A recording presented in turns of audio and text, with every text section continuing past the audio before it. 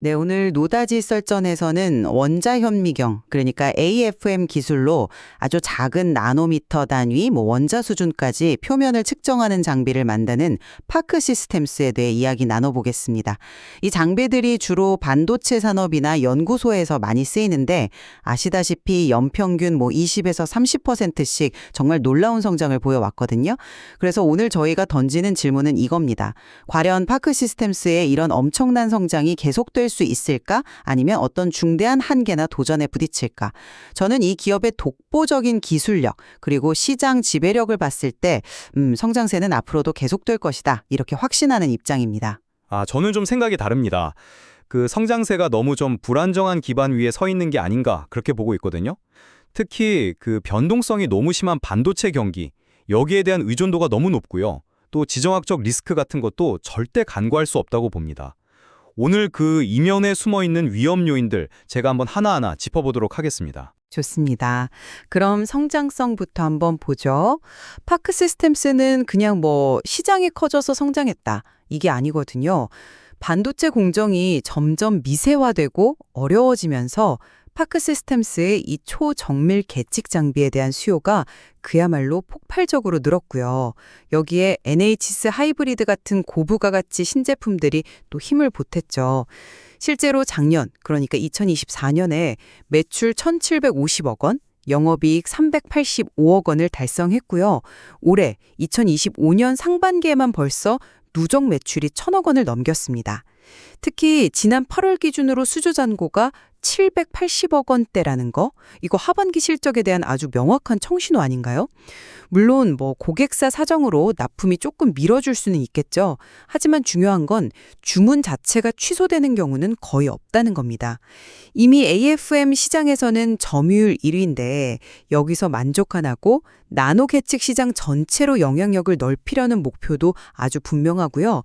M&A를 통한 기술 확보 노력도 꾸준히 하고 있죠. 고객사가 사정이 생겨서 조금만 기다려달라 이렇게 요청하면 바로 실적 지연으로 이어지는 거 아닙니까?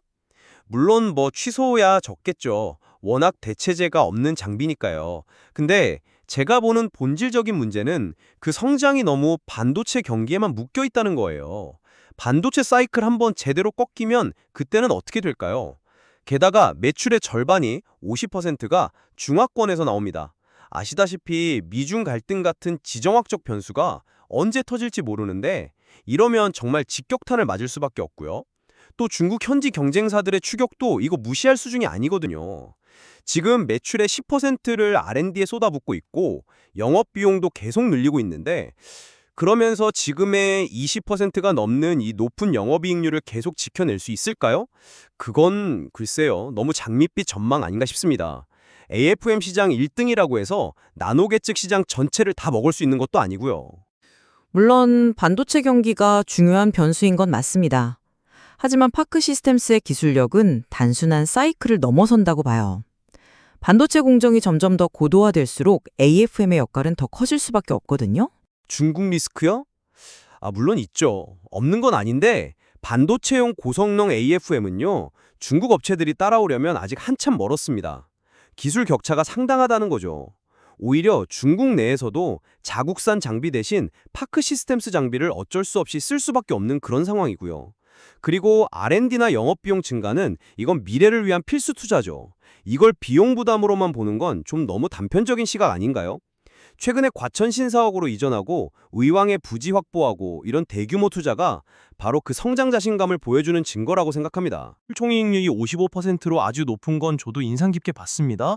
그런데 그 내용을 뜯어보면요. 그건 대부분 비싼 장비를 팔아서 남긴 마진이란 말이죠.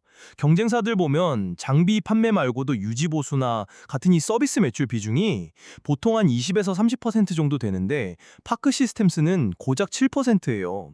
이 서비스 매출을 빠르게 키우지 못하면 나중에 장비 시장 경쟁이 더 치열해졌을 때 이 마진 압박을 받을 수밖에 없다는 거죠. 지속적인 R&D 투자, 인건비 상승 부담, 거기다가 최근에 인수한 기업들 통합하는 데 드는 비용까지 생각하면 지금의 그 높은 영업이익률을 계속 유지하는 게 정말 가능할지 저는 솔직히 의문입니다. 실제로 2분기 실적에도 M&A 영향이 좀 있었잖아요. 그 서비스 매출 비중 7%는요, 사실 전체 매출 파이가 워낙 빠르게 커지면서 생긴 일종의 착시 현상이라고 봐야 합니다. 액수 자체, 그러니까 서비스 매출액 자체는 꾸준히 증가하고 있고요. 앞으로 이게 굉장히 안정적인 수익원으로 자리 잡을 거라고 봅니다. 오히려 저는 그 65%라는 높은 매출 총 이익률 자체가 파크 시스템스가 얼마나 압도적인 기술력을 가졌는지 보여주는 증거라고 생각해요. 단순히 장비만 파는 게 아니라 그 누구도 따라올 수 없는 독보적인 기술 솔루션을 제공하는 거죠. 그리고 올해 신규 고부가 장비 매출 비중이 15에서 20%까지 올라왔고 내년에는 더 늘어날 전망인데 이게 또 수익성 개선을 이끌 겁니다. R&D 투자는 미래 먹거리를 위한 씨앗이지 이걸 자꾸 부담 요인으로만 보시면 안 되죠. 이게 나온 지 40년도 넘은 꽤 오래된 기술입니다. 물론 파크 시스템스가 그 스탠포드 연구실에서 시작된 원천 기술을 바탕으로 거의 28년, 29년간 이 분야를 선도해온 건 정말 대단하다고 생각합니다. 인정하고요. 하지만 언제까지 이 AFM 기술이 왕자를 지킬 수 있을까요? 혹시 AFM을 대체할 만한 완전히 새로운 방식의 나노 계측 기술이 등장할 가능성은 없을까요? 여전히 반도체 산업 의존도가 너무 높은데 만약에 차세대 반도체 공정에서 AFM의 중요성이 지금보다 줄어든다면 그땐 정말 큰 타격이 별 수도 있습니다.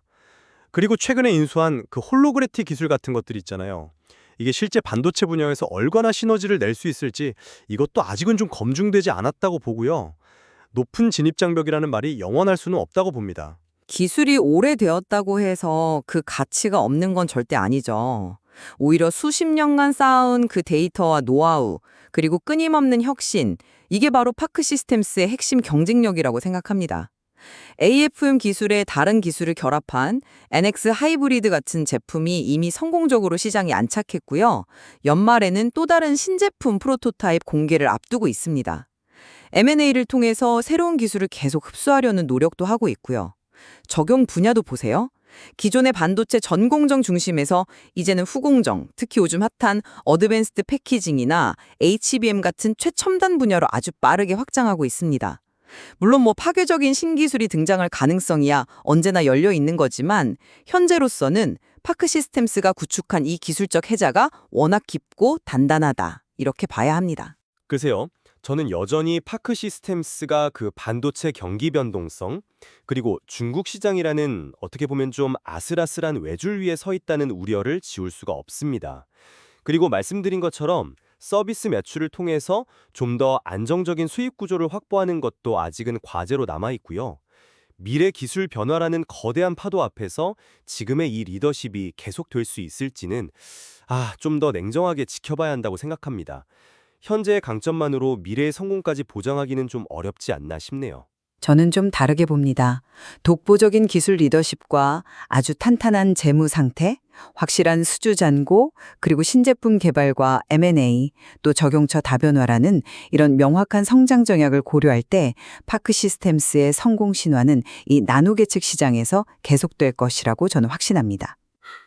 네, 분명 파크 시스템스는 정말 대단한 성장 스토리를 써내려고 하고 있는 기업임에는 틀림없습니다. 하지만 그 이면에는 저희가 오늘 짚어본 것처럼 현실적인 도전 과제들도 분명히 존재한다는 점을 기억해야겠죠. 네, 맞습니다. 나노 기술과 반도체라는 이런 복잡하고 또 역동적인 세계에서 파크 시스템스가 앞으로 또 어떤 길을 걸어갈지 지켜보는 것은 시청자 여러분께도 매우 흥미로운 일이 될 것 같습니다. 오늘 노다지 썰전은 여기서 마무리하겠습니다.